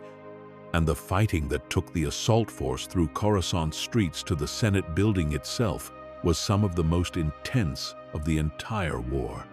They penetrated all the way to the Senate's own halls before the Republic forces, recovering from the initial shock, managed to contain and then overwhelm the assault. Ulic was captured. The trial was swift in the way that war crimes trials tend to be when the Senate wants to make a point about consequences. Ulic Qel-Droma, once celebrated as one of the most promising Jedi of his generation, sat before the assembled government of the Republic and heard the charges read that outlined what he had done since the night he had volunteered to infiltrate the Krath. The senators and the Jedi who were present to observe looked at him and saw a fallen man, a cautionary tale made flesh, the specific product of the dark side's capacity to transform good people into instruments of the tradition they had once opposed. They did not yet understand that Exar Kun was on Coruscant. He arrived at the Senate chamber with his Massassi warriors during the proceedings, and his entrance had the quality of something that had been planned with precise timing, the appearance at exactly the moment when the Republic's attention was most concentrated on the performance of justice, when the physical space of the trial had brought together in one location the people and the symbols that represented everything the Republic believed about itself and its right to judge. What he did in that chamber was not simply a rescue operation. It was a demonstration of exactly the same kind that Ulic's assault had been. A demonstration that the Republic had no safe places, that its processes and its institutions and the physical spaces in which it enacted its authority were not protected from the Brotherhood's reach. He used Sith sorcery of a kind that the assembled Jedi and senators had no immediate counter for a broad-spectrum dark side effect that reached into the consciousness of everyone in the chamber simultaneously and removed, for a period, their ability to do anything other than stand and observe. Not unconsciousness, not pain, simply stillness. The entire Senate, the Jedi who were present, the guards and the officials and the witnesses, all of them reduced to spectators of what happened next. What happened next was Supreme Chancellor Sidrona's death. Exar Kun killed him in front of the Galactic Republic's assembled representatives in the hall designed to embody the Republic's authority over its own affairs, with every person in that hall conscious and aware and unable to prevent it. The deliberateness of this was not incidental. Kun was not killing the Chancellor because Sidrona posed a specific military threat or held information that the Brotherhood needed. He was killing him because the act itself, performed in that place in front of those people, would mean something that no military victory could have communicated as efficiently. The Republic was not protected by its institutions. The people who ran those institutions were not protected by the offices they held. The galaxy was being told, in terms that could not be misinterpreted, what the Brotherhood of the Sith intended for it. He freed Ulic. And before the sorcery holding the chamber's inhabitants wore off enough for anyone to act, he had one more thing to do. Master Vodo Sioskbas, Exar Kun's former teacher, had traveled to Coruscant to petition the Senate on behalf of the Jedi Order's concern about the war's escalation. He had come to a civilian institution to exercise civilian influence on a political process, which was the Jedi way of engaging with government. He was not there as a warrior. He was there as an advocate. He was also there as the person in the galaxy who had known Exar Kun best during the years when Kun was still becoming what he was, and who had understood during those years with more clarity than almost anyone else what the trajectory was and where it would end. When Kun materialized in the Senate chamber and began what he was going to do, Vodo Siosk Bas saw it happening and moved to stop it in the only way that remained. The duel between master and former student in the Senate chamber was one of the most witnessed and least stoppable events of the entire war. Vodo attempted what teachers always attempt when confronted with what their students have become. He tried to reach the person who had been there before the transformation. He tried to talk. He tried to find, through the language of the relationship they had once had, some pathway back to something that could be reasoned with. There was no pathway. What he found was someone who had learned everything Vodo had to teach and had gone somewhere with it that Vodo could not follow. Exar Kun struck down his master in the Senate chamber. With the double-bladed weapon he had built specifically to announce his separation from everything that master represented. And then he and Ulik left Coruscant in the chaos that followed, leaving behind them an institution in shock, a galaxy in fear, and the full weight of what the Brotherhood had become impossible for anyone to continue underestimating. The war was now fully begun, and neither side could pretend otherwise. With the Republic reeling from the assault on Coruscant and the Jedi struggling internally with the question of which of their members remained loyal, Kun activated the next stage of the campaign he had been preparing since before the Brotherhood was formalized. The apprentices he had converted in the Jedi Temple did not have the same signals sent to all of them in the same moment that would have been too easily traced, too obviously connected to a central command. Instead, across a span of days, the sleeper agents he had placed within the Order's various installations and postings acted on the instructions they had been given, and the Jedi began finding their own members, turning on them in ways that seemed, at first, like isolated incidents. It was not isolated. It was coordinated. And the coordination was Kun's voice, reaching through the dark side connection he had established with each of them, activating years of preparation in a sequence designed to maximize the confusion and minimize the Order's ability to contain the damage. For a period of days that the survivors of that era would later describe as among the most disorienting of the entire war, the Jedi could not be certain about any installation or any member who had not been directly vetted by another member they already trusted absolutely. The community of trust that had made the Order effective across centuries of service had been turned, temporarily but devastatingly, into a source of vulnerability. This created the opening for the next phase.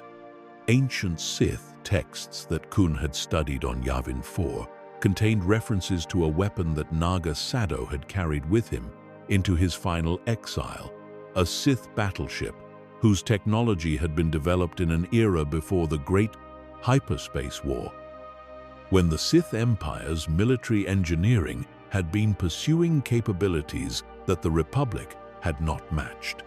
Among those capabilities was a system for triggering stellar ignition in stars that were not at the stage of natural collapse.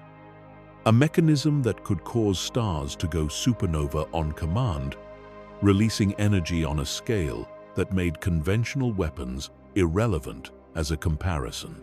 Sado had brought this ship to Yavin 4 and then lost it. In the specific way that things get lost, when the person who knows where they are never comes back to tell anyone else. The records of where it had gone were fragmentary, preserved in exactly the kind of obscure Sith text that the Jedi archives kept and that Kun had spent years studying before he left the Order. He knew, with a confidence that came from extensive research, that the ship still existed. And with the knowledge of Yavin 4's dark side resources available to him, he had eventually been able to determine where it had come to rest. The discovery of Naga Sado's ancient battleship was the kind of find that changes the shape of a war, because it changed the scale at which the Brotherhood could operate. The stellar ignition technology it contained was not something that could be deployed against individual targets. It operated at the level of solar systems, which was simultaneously its limitation and its most devastating quality. You could not use it precisely, but what you could do with it imprecisely was something that made precision irrelevant. They identified a target, the Kron Cluster, a group of 10 stars in a region near the Jedi stronghold of Ossus, was a concentration of solar bodies in close enough proximity that triggering stellar collapse in one would produce a chain reaction that would propagate through the others. The resulting supernovae would generate a shockwave of stellar energy, moving outward in the direction of Ossus, not immediately, given the distances involved, but soon enough to be felt as urgency once the detonation occurred. Ossus was not just any world. It was, at that point in Jedi history, their primary archive world, the place where the accumulated knowledge of thousands of years of the Order's history and research was stored, where irreplaceable texts and artifacts and the collected records of everything the Jedi had learned about the Force were kept in structures specifically designed to house and preserve them. Losing Ossus would not destroy the Jedi as an institution, but it would remove from them the foundation of historical and scholarly knowledge that the Order's practice rested on, and it would remove it permanently. The moment Kun and Ulic activated the stellar ignition technology, a countdown began. The stars in the Kron cluster went supernova in sequence, the chain reaction propagating through the system at a speed that the instruments on Ossus detected within hours. The Jedi on Ossus had time, not much, but some to understand what was coming and begin the evacuation. What they did with that time revealed something important about what they valued and what they were willing to sacrifice to preserve it.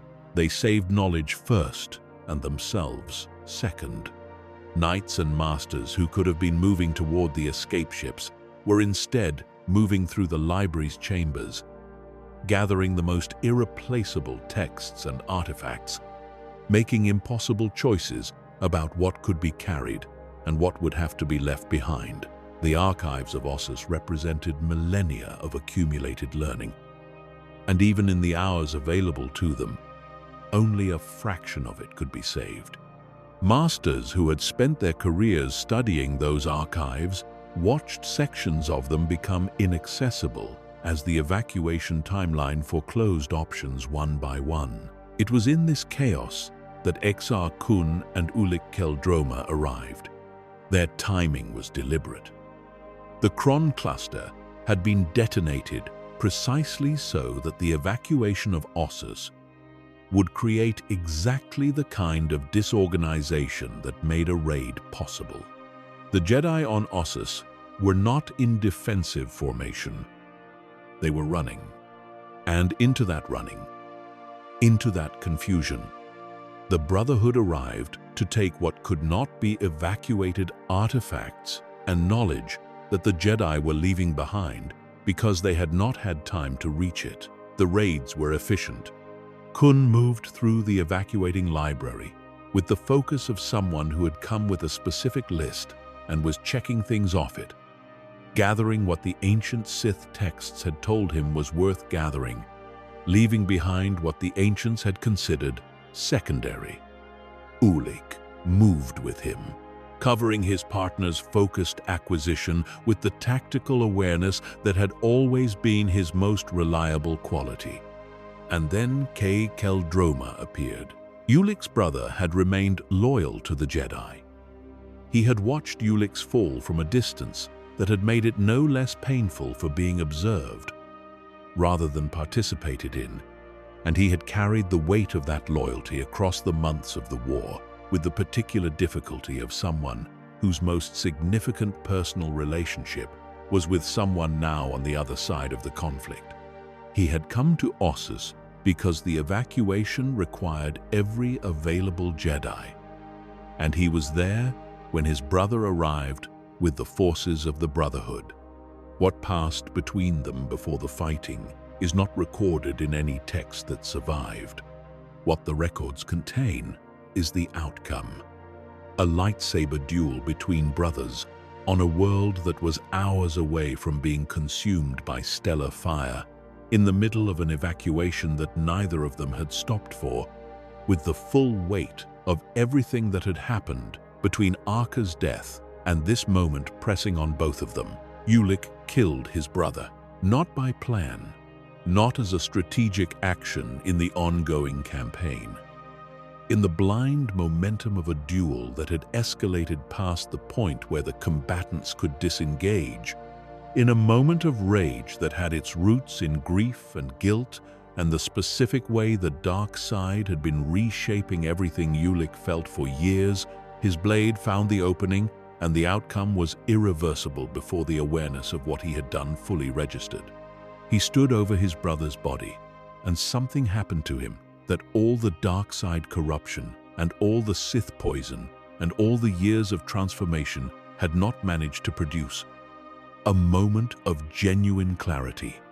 Not the clarity of someone who had found a path forward. The clarity of someone who could, finally, see clearly what was directly in front of them. Nomi Sunrider had been on Ossus. She had come as part of the evacuation effort, and she had been using her battle meditation during the chaos of the raids to coordinate what Jedi response was possible in the circumstances. She had felt the duel happening. She had felt its outcome through the Force. She used an ability that she had developed under Master Thon's guidance, and that she had never used against another person in this way. Not as an attack, not as a weapon in the conventional sense, but as a form of severance. She reached into the Force connection between Ulic Qel-Droma and the Force itself, and she cut it. This is what the records describe. And the records were written by people who were present for it, and none of them had ever seen anything like it done to someone who was still living. The Force was not taken from Ulic in the way that it is taken from someone who dies. It was separated from him while he continued to exist, sealed behind a barrier that his own guilt and his own shock and his own grief had created the opening for, a barrier that Nomi's extraordinary ability had made permanent. He could still function as a person. He still had his memories, his tactical intelligence, his physical capabilities. What he no longer had was the Force, the thing that had been the constant companion of his life since he was old enough to be identified as sensitive, the connection that had defined the shape of everything that had happened to him across the years. Ulic Qel-Droma, standing over the body of his brother in the library world that was hours away from stellar fire, was no longer a Jedi or a Sith. He was simply a man severed from the ocean he had been swimming in since childhood.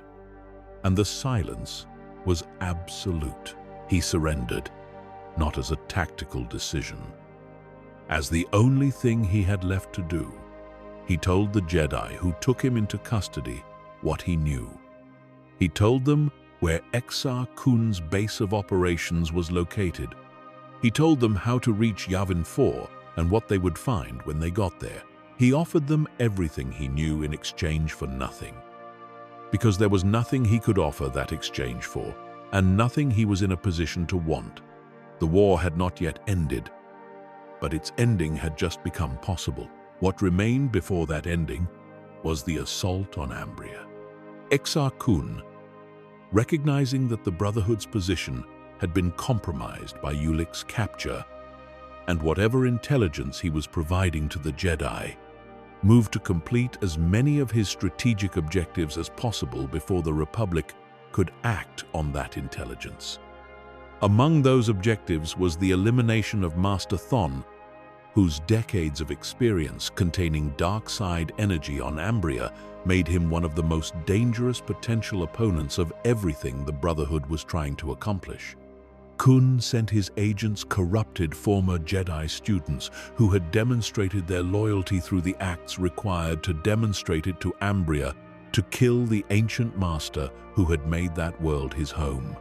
Among them was Os Willem, who had once studied under Thon, and who represented exactly the kind of betrayal that the Brotherhood's sleeper agents had been designed to produce.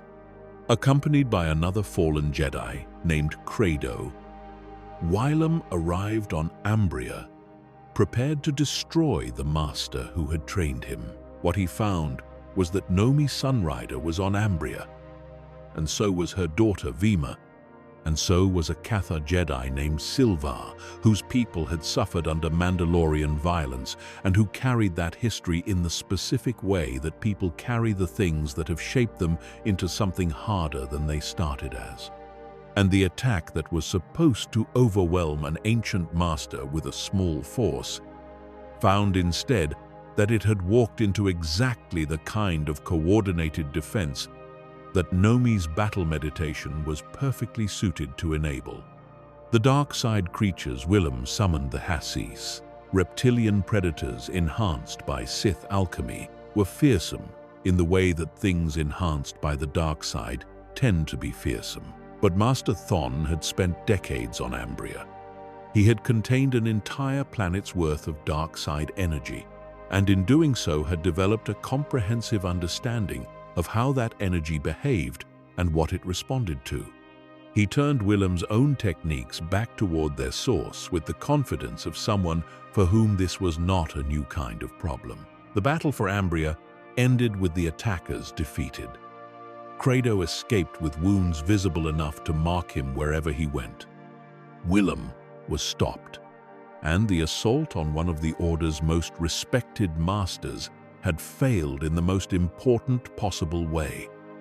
It had demonstrated that the Jedi could defend themselves, even now, even in the middle of everything the Brotherhood had put in motion. The Jedi fleet that converged on Yavin 4 carried with it the understanding that what waited there was not simply a base to be captured or a dark lord to be arrested.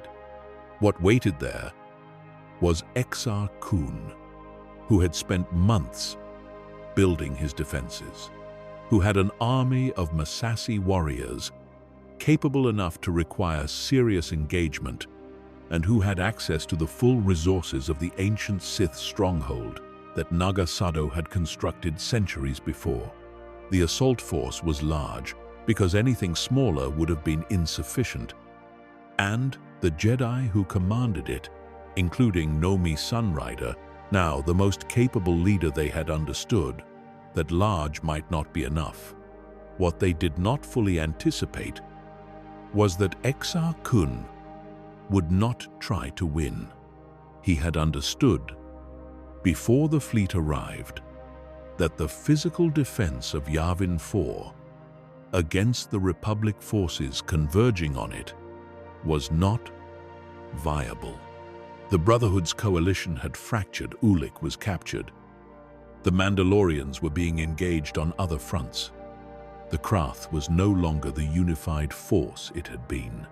What remained to Kun was his own power and the accumulated dark side resources of the moon he had made his stronghold.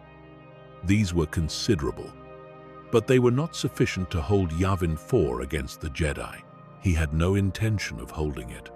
What he intended instead was something that the Jedi assault force arriving in orbit did not have a category for.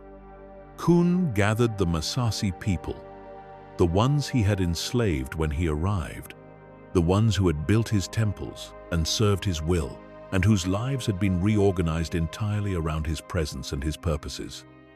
And he gathered them into the great temple at the center of his stronghold.